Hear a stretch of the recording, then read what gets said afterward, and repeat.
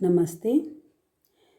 ये आपका धर्म की आर्ट का सेकंड पार्ट है जिसमें 50 से 60 शब्दों वाले प्रश्नों के उत्तर हैं 1 to 5।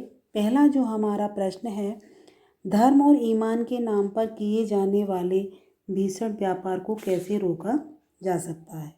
तो इसका जो आंसर है, धर्म और ईमान के नाम पर किए जाने वाले भीषण व्यापार को रोकने के लिए हमें साहस और दृढ़ता से काम लेना होगा। हमें उन धूर्त लोगों का पर्दाफाश करना होगा जो धर्म और ईमान के नाम पर दंगे फसाद करवाते हैं, लोगों को आपस में लड़वाते हैं, स्वार्थ पूर्ति के लिए आम आदमी के प्राण ले लिए जाते हैं। हमें धर्म के वास्तविक रूप को समझना होगा। धर्म के नाम पर हो रहे ढोंग आडंबरों को स्वयं से बचाना होगा। हमारा सेकंड क्वेश्चन है, बुद्धि पर मार के संबंध में लेखक के क्या विचार हैं।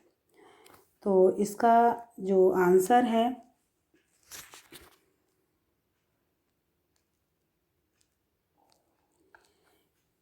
बुद्धि पर मार से लेखक का अर्थ है लोगों की बुद्धि में ऐसी विचार भरना जिससे वे गुमराह ना हो, इसमें उनके सोचने समझने की शक्ति नष्ट ना हो जाए। लोगों को एक दूसरे के खिलाफ भड़काया जाता है, उनके मन में दूसरे धर्म के विरुद्ध गलत धारणा भरी जाती है और सामान्य लोगों को धर्म, ईमान और आत्मा के नाम पर आपस में लड़वा दिया जाता है।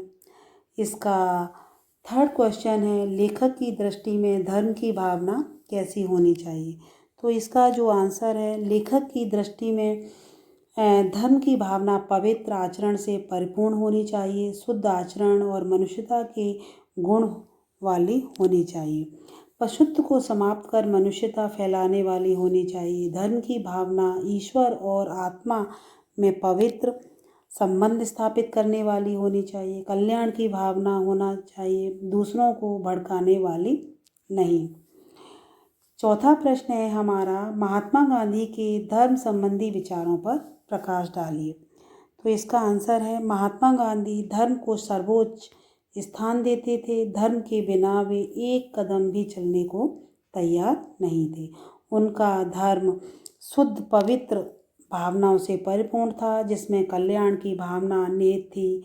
वह सत्य और अहिंसा को ही अपना परम धर्म मानते थे। उनके अनुसार धर्म उदारता की रक्षा करता है, इसलिए महात्मा गांधी के अनुसार धर्म में केवल उच्च और उदार विचारों का ही स्थान होना चाहिए। प्रश्न नंबर हमारा 5 है, सबके कल्याण हेतु अपने आचरण को सुधारना क्यों आवश्यक है। तो इसका जो आंसर है, सबके कल्याण हेतु अपने आचरण को सुधारना इसलिए आवश्यक है क्योंकि आने वाले समय में हमें शुद्ध आचरण और सदाचार के बल पर ही जीवन जीना होगा। अपने स्वार्थ को छोड़कर जन कल्याण की भावना को मन में लाना होगा।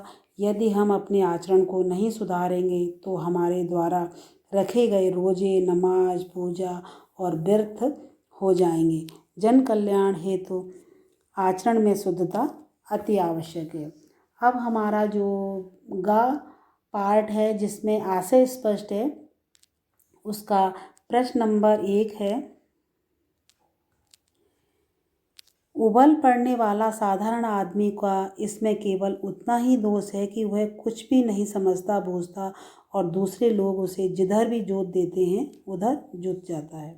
तो इसका जो आंसर है, साधारण आदमी धर्म के बारे में कुछ नहीं जानता, उसमें सोचने विचारने की जो अधिक शक्ति नहीं होती, वह अपने धर्म संप्रदाय के प्रति अंधी श्रद्धा रखता है। वह तो धर्म के नाम पर जान लेने और देने को तैयार रहता है। छोटे से संकट की बात सुनकर क्रोधित हो उठता है। ऐसा आदमी दूसरों के हाथ की कठपुतली बन जाता है। उसके मन में यह बात बैठा दी जाती है कि धर्म के हित में जान दे देना पुण्य का काम है। चालाक किस्म के लोग उसे अपना हित साधने के लिए निर्देशित काम में उलझा देते हैं। वह उसमें मन से जुट जाता है, अर्थात धर्म के नाम पर जिस काम के लिए कहा जाता है वह उसी को करने लगता है। उसमें सोचने समझने की शक्ति गायब हो जाती है।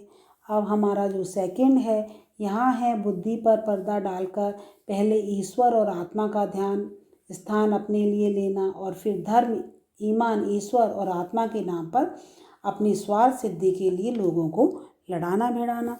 तो इसका जो आंसर है, भारत में धार्मिक नेता लोगों की बुद्धि का शोषण करते हैं। धर्म के नाम पर ऐसे लोग अपना स्वार्थ सिद्ध करके दूसरे लोगों की शक्ति का दुरुपयोग करते हैं। पहले वे अपने प्रति अंधी श्रद्धा उत्पन्न करते हैं, वे स्वयं को ईश्वर के रूप में प्रस्तुत करते हैं। लोग उन्हें ईश्वर और धर्म का ऊंचा प्रतीक मान बैठते हैं। जब लोगों की श्रद्धा उन पर जम जाती है तो वे ईमान, धर्म, ईश्वर या आत्मा का नाम लेकर उन्हें दूसरे धर्म वालों से लड़वाकर अपना स्वार्थ सिद्ध करते हैं। इस प्रकार साधारण लोगों का दुरुपयोग कर उनका शोषण किया जाता है। तीसरा जो हमारा आशय है, अब तो आपका पूजा पाठ न देखा जाएगा, आपकी भलमन साहित्य की कसौटी केवल आपका आचरण होगी। तो इसका जो आंसर है, इस उक्ति का आंसर क्या है कि धर्म ईश्वर की प्राप्ति का सीधा मार्ग है। यह आत्मा व परमात्मा के मिलन की कड़ी है। पूजा पाठ को ढोंग, आडंबर और धूर्तता समझा जाता है। भले ही 5 वक्त नमाज पढ़ी जाए, दूसरों को गलत मार्ग का अनुसरण करने के लिए प्रेरित कर स्वार्थ सिद्धि किया जाए, अपना आचरण न सुधारा जाए तो रोज़ा, नमाज, पूजा सब व्यर्थ हो जाएगा। यदि हमारा आचरण शुद्ध है तो धर्म का वास्तविक मूल्य सिद्ध होता है। मनुष्य की कसौटी उसकी मनुष्यता है, न कि धर्म। धर्म तो शुद्ध आचरण और सदाचार का एक मार्ग है। मतलब शुद्ध आचरण और सदाचार अपनाने के लिए यहाँ बात कही गई है, जिस पर चल कर के ईश्वर की साधना, तपस्या की जा सकती है।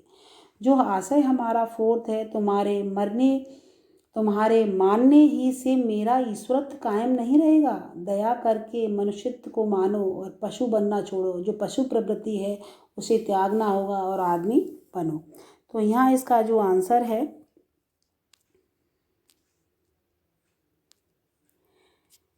वे लोग जिन्हें नास्तिक कहा जाता है कहीं अच्छे हैं, क्योंकि वे दूसरों का सुख चाहते हैं। उनके विचार अच्छे हैं, वे ऊंचे हैं। उनका आचरण दूसरों के हृदय को ठेस नहीं पहुंचाता। केवल ईश्वर की पूजा अर्चना ही ईश्वरत्व नहीं होता। कल्याण का मार्ग धर्म का मार्ग है। पशुत्व भावनाओं का त्याग करना होगा और आदमी बनकर आत्मीयता को समझना होगा। मनुष्यत्व ही है जो धर्म की धार्मिकता को बनाए रखता है। मनुष्यता कल्याण का मार्ग प्रशस्त करती है।